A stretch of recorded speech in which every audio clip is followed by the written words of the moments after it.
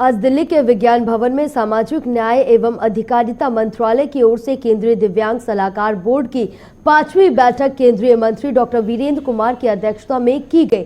इस बैठक में केंद्रीय मंत्री ने दिव्यांगजनों की बेहतरी और उत्थान के लिए किए जाने वाले कार्यों की समीक्षा भी की और इस दौरान केंद्रीय मंत्री ने दिव्यांगजनों को मंत्रालय द्वारा मिलने वाली सहायता के बारे में भी विस्तार से चर्चा की। हमारे ब्यूरो हेड कपिल गौर ने केंद्रीय मंत्री डॉक्टर वीरेंद्र कुमार से खास बातचीत की है। क्या कुछ कहा है सुनाते हैं आपको। सोशल जस्टिस एंड एम्पावरमेंट के केंद्रीय मंत्री डॉक्टर वीरेंद्र कुमार जी मेरे साथ मौजूद हैं। उनसे जानेंगे आज की इस बैठक में क्या खास रहा है। सर, आज किन मुद्दों पर बातचीत हुई है? देश के प्रधानमंत्री आदरणीय नरेंद्र मोदी जी के कुशल मार्गदर्शन में 2016 में दिव्यांगजन अधिकार अधिनियम लाया गया था और उसको लाने के बाद दिव्यांगों के जीवन में आत्मनिर्भरता का भाव लाने के लिए समावेशी शिक्षा और इस सब के लिए इस अधिनियम में जो प्रावधान किए गए उसमें दिव्यांगता की 7 श्रेणियाँ थी, उनको बढ़ाकर 21 किया गया। फिर दिव्यांगजनों के लिए उनको स्कूल में भी आरक्षण जो 3% था वो भी बढ़ाकर 5% किया गया।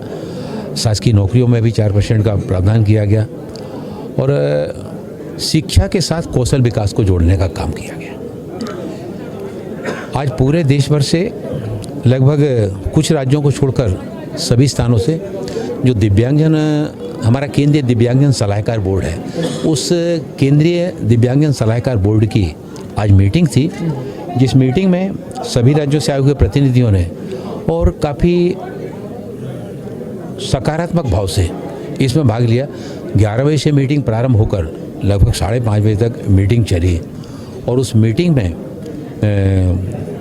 शिक्षा के क्षेत्र में क्या किया जा रहा है, फिर कौशल विकास के संबंध में क्या किया जा रहा है, यूडीआईडी कार्ड के संबंध में क्या जा रहा है, दिव्यांगजनों के सहायक उपकरण वितरण करने का कार्यक्रम कैसे किया गया, दिव्यांगजनों के कृत्रिम हाथ पैर लगाए जाने के संबंध में उस दिशा में क्या किया जा रहा है।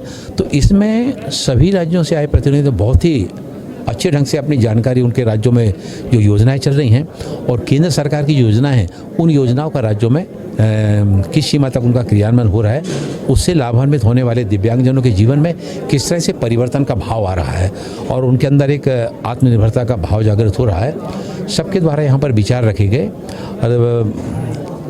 2014 के बाद दिव्यांगजनों को जो पूरे देश में एक वातावरण बना है कि उनको आत्मनिर्भर बनाने के लिए, उनको शैक्षणिक रूप से समृद्ध करने के लिए दिल्ली में एक स्कूल चलता है। मैं उस स्कूल में विजिट करने के लिए गया था तो मैंने देखा कि वहाँ पर दिव्यांग छात्रों को बाकी छात्रों के साथ में रहकर उनको पढ़ाई के अवसर उपलब्ध कराए जा रहे हैं और वो बच्चे शिक्षा के साथ साथ कुछ ना कुछ वहाँ पर सीखने का काम कर रहे हैं। कोई लकड़ी के सामान बनाने का काम सीख रहा है, कोई मिट्टी के तरह तरह के खिलौने और बाकी चीज़ें बनाने का काम सीख रहा है, कोई हस्तशिल्प का काम सीख रहा है, कोई हथकरघा का काम सीख रहा है।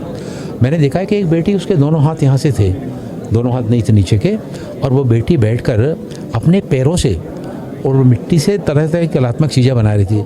वो साथ में उसका एक छोटा सा बालक खड़ा था, वहीं पढ़ता है, उसके हाथ नहीं थे, बस यहाँ तक हाथ थे, तो वो अपने उन हाथों से ही उसमें मदद करने का काम कर रहा था।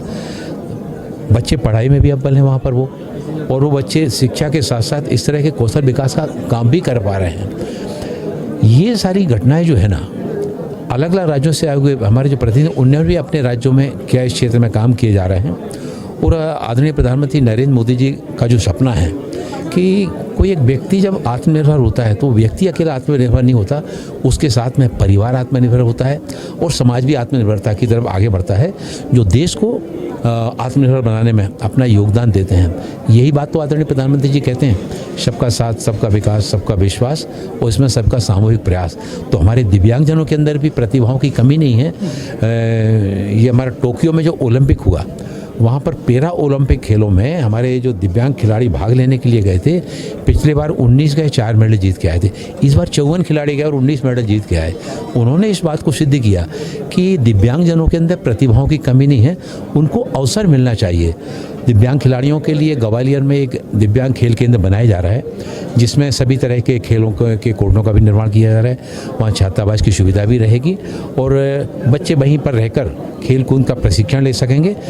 आज देश भर में जिस तरह से ये खिलाड़ी जीत कर आए हैं, तो दिव्यांग खिलाड़ियों के मन में देश भर में एक विश्वास का भाव जागृत हुआ है कि हमको भी अगर इस तरह से सुविधाएं उपलब्ध होंगी तो हम भी अपने देश के लिए, अपने समाज के लिए और अपने भाइयों के लिए कुछ करने में हम आगे आएंगे। सर, मंत्रालय दिव्यांगजनों के लिए कि उनके उत्थान के लिए बहुत अहम कार्य कर रहा है। ऐसे में आपको क्या लगता है, क्योंकि दिव्यांगजन देश का एक अहम हिस्सा होते हैं और अपने आप को वो आम लोगों से ज़्यादा फ़र्क महसूस ना करें, उसके लिए आने वाले समय में मंत्रालय और क्या क्या उनके लिए ऐसे स्टेप्स उठाने वाला है? विभाग के द्वारा हमारे ट्रेनिंग पार्टनर के साथ में कौशल प्रशिक्षण के कार्यक्रम को हम लोग इसको काफ़ी तेज़ी से आगे बढ़ा रहे हैं और दिव्यांगजनों के द्वारा फिर जो निर्मित वस्तुएं हैं, उनके जो प्रोडक्ट हैं, उस प्रोडक्ट को विक्रय के लिए केंद्र उपलब्ध कराना, ई कॉमर्स के साथ में उसको जोड़ना, ताकि दिव्यांगजन कुछ बना भी सकें और उनके द्वारा हुए बनाए हुए सामान को बेच भी सकें, जिससे उनके अंदर एक आत्मविश्वास का भाव आए। अब मैंने अनेक स्थानों पर देखा कि विभाग के द्वारा जो ट्राई मोटराइज साइकिल दी जाती है, तो दिव्यांगजन जो पहले बेचारा घर बैठा रहता था, आज वो ट्राई मोटराइज साइकिल मिलने के बाद उस पर रेडीमेड कपड़े लेकर गठरी बांधकर वो बेचने जाता है, गांव-गांव या हाट बाज़ार जाता है। कुछ को हमने देखा कि वो प्लास्टिक का सामान उसमें लेकर उसको, मतलब जो दैनिक आवश्यकता का सामान है उसको लेकर बेचने के लिए जाते हैं। कुछ ट्यूशन करने के लिए जो केवल घर पर रहकर ट्यूशन करते थे, आज वो कई स्थानों पर जाकर 4-4, 5-5 स्थानों पर जाकर वो ट्यूशन करने का काम कर रहे हैं। उससे उनका केवल व्यक्तिगत आर्थिक रूप से निर्भरता नहीं आ रही, बल्कि वो परिवार के भी विकास में योगदान दे रहे हैं। पहले वो बेचारा जो दिव्यांगजन रहता था, उसको घर पर बैठाकर घर के लोग शादियों में चले जाते थे, मंदिर चले जाते थे या अस्पताल जाना होता था, लेकिन ये जो सहायक उपकरणों का उपयोग करने से उनके जीवन में जो बदलाव आ रहा है, वो बदलाव उनके व्यक्तिगत जीवन में निर्भरता का लाने के साथ साथ परिवार, समाज और देश को भी आत्मनिर्भर ले जाने में वो अपना सहयोग मिल रहा है।